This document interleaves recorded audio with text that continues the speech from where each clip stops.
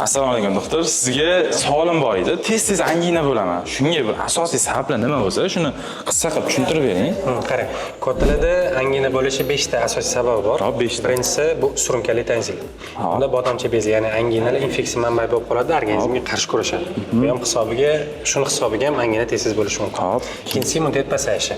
Bunda o'sha uyqusizlik, stress, noto'g'ri ovqatlanish ham bu immunitet pasayishiga olib keladi. Shuni ham angina. Immunitet pastligi ham demak angina. Olib keladi.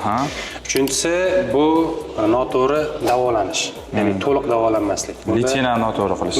Bir qilgan odamlar bilasiz, o'z boshimchalik bilan antibiotik ichishadi. Bu ham noto'g'ri. Aptekadan borib xohlagan dorini olib qabul.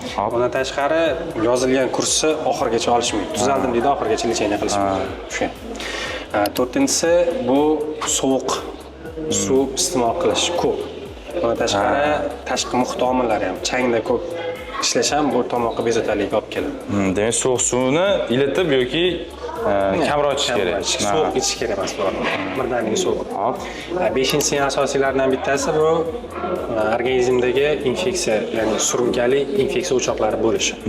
Ya'ni karies, sinusitlar, adenoiditlar ham bular anginani qayta-qayta qo'zg'ashga olib kelishi mumkin. Viruslar ham demak, infeksiyalar ham angina olib keladi. Demak, shularni bartaraf qilsa, anginani sabablarini, angina bo'lishini kamaytirgan bo'lamiz, to'g'rimi? Rahmat. Sog' bo'ling.